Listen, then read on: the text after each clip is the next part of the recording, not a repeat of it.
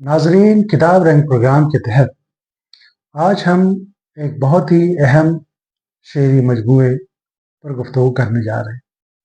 इस शेरी मजमूए का नाम है खराबात और ये प्रोफेसर अखलाक अहमद आहन जो हिंदुस्तान की माया नाज यूनिवर्सिटी में उस्ताद हैं, शोबा फ़ारसी के सदर हैं और आलमी शोहरत रखते हैं।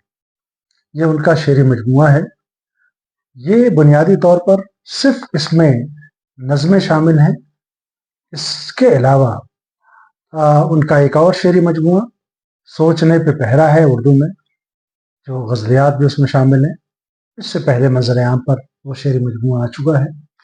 फ़ारसी में भी शेर कहने पे कुदरत रखते हैं और बहुत ही बेहतरीन उसलूब में, सबक हिंदी भी कह सकते हैं, फ़ारसी में शायरी करते हैं। उनकी फ़ारसी शायरी का मजमूआ नमाज इश्क ये शाये होकर मकबूल हो चुका बैक वक्त हिंदुस्तान में भी और ईरान में भी, और ये किताब ईरान से ही शाया हुई।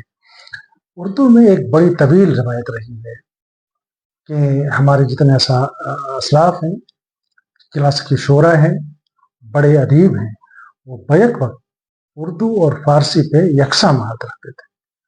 आहिस्ता आहिस्ता इस रवायत में कमी आती गई और अब ये रवायत बहुत कम हो गई है।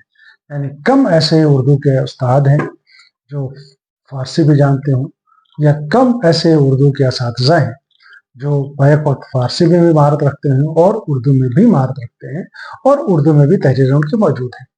प्रोफेसर अखलाक अहमद आहन आज के दौर में नई नस्ल के लिए एक मिसाल इसलिए है कि वो बैक वक्त फ़ारसी अदब, उर्दू अदब पर गहरी नज़र रखते हैं। उनकी अदबी, तहक़ीक़ी, तनक़ीदी वो तहरीरें जो नस्र में है, उर्दू ज़बान में है, वो मंज़र आम पे आ चुकी हैं, किताबी शक्ल में भी और मज़ामीन की शक्ल में। फ़ारसी में भी ये किताबें इनकी कई हैं जो बहुत मशहूर हैं। मैं आज उनकी शायरी के हवाले से गुफ्तगू करने जा रहा हूँ। अखलाक अहमद आहन ने जो नज़में इसमें शामिल की हैं, उन्होंने बड़ी आसानी कर दी है रिसर्च स्कॉलर्स के लिए कि उन्होंने तारीखें लिखी हैं और ये बताया है कि इसमें जो शामिल मज़ामीन हैं, सॉरी मंज़ूमात हैं या नज़में हैं, वो 2011 से 2022 तक की नज़मों को इन्होंने इसमें शामिल किया है। अच्छा, वो शायरी के हवाले से एक दर्क रखते हैं, एक फ़हम रखते हैं, और वो ये कहते हैं हर्फ़ गुफ्तनी इस किताब में पेशलफ्ज़ के तौर पर उन्होंने लिखा है और ये कहा है कि वो शेर को किस तरह से लेते हैं और तख्लीक क्या है उनके नज़दीक। वो कहते हैं कि शेर मेरे लिए तज़ाहुर ज़ात का वसीला नहीं, बल्कि इजहार एहसास विजदान का ज़रिया है। ऐसे ही जैसे वफूर जज्बात कल्बुद इंसानी पर हावी हो जाए, ये कभी हालत कर्ब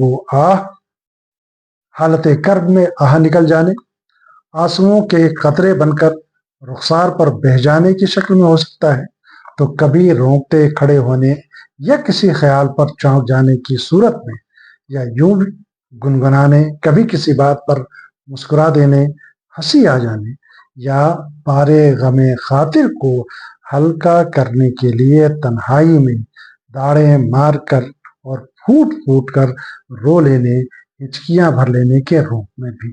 यानी मुख्तलिफ तरह के जो कवायफ हैं, कैफियत हैं, एहसासात हैं, जज्बात हैं, उन्होंने उन तमाम चीज़ों को अपने शेर के कालिब में ढाला, कभी गज़ल की सूरत में, कभी क़तात की सूरत में, और ये मंज़ूमात की शक्ल में।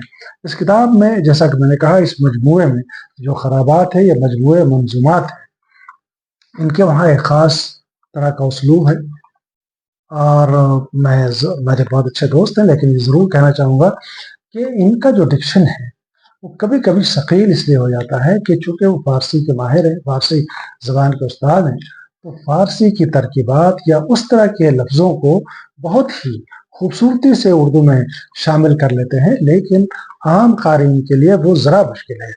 लेकिन हर जगह ऐसा नहीं है। उनके अशार में ख़ास तरह की रवानी है, और ये जो मंज़ूमात का मजमूआ है, इसमें कई तरह की हैयत के एतबार से देखें तो पाबंद नज़्म भी है, नीम पाबंद नज़्म भी है, आज़ाद नज़्म भी इसमें मौजूद हैं, और हर जगह एक ख़ास तरह की रवानी है। मैं कह सकता हूँ कि अखलाक احمد آہن کی شاعری کو پڑھنے کے بعد اندازہ ہوتا ہے کہ ان کے وہاں ایک خاص طرح کا ڈکشن ہے، ایک اسلوب ہے، اور جو ان کی شاعری میں ہر جگہ رچا بسا نظر آتا ہے۔ چند مثالیں میں پیش کرنا چاہتا ہوں تاکہ قارئین، ناظرین یہ دیکھ سکیں کہ کس طرح کی وہ شاعری کرتے ہیں۔ اگر تم دیکھ سکتے ہو تو یہ دیکھو صداقت ہے، اشاروں کو اگر سمجھو تو یہ سمجھو قیامت ہے، سپاہ دشمنا سب بند ہو کر آ گئی ہر جا، جگاؤ ہم نشینوں کو کہ ہر جا خواب راحت ہے۔ اب یہ دیکھا آپ نے ایک پاون نظم کی مثال۔ اب ذرا ایک اور مثال دیکھیے جو ان کی نظموں، ان کے کہیں سے بھی آپ اٹھا کے پڑھ سکتے ہیں۔ چلو چلیں کہ ہم کنارے دریا، جمود دیکھیں فراز دیکھیں، حقیقتوں میں مجاز دیکھیں، سکوت دیکھیں شہاب دیکھیں، دھڑکتے تاروں کا ساز دیکھیں، چلیں چلیں کہ ہم کنارے دریا۔ یہ ایک نظم ہے۔ ایک اور مثال جو آزاد نظم کی، یہ ہے کتابیں، اس کا عنوان ہے کتابیں بولتی ہیں مسکراتی ہیں، کتابیں ہم سفر ہوں گر سفر آسان ہو جائے، خوشی کے لمحے آ جائیں خلل ذہنوں کو مٹ جائیں۔ اس طرح سے یہ مجموعہ پڑھنے سے تعلق رکھتا ہے۔ مجھے یقین ہے کہ یہ بہت ہی استحسان کی نظروں سے دیکھا جائے گا۔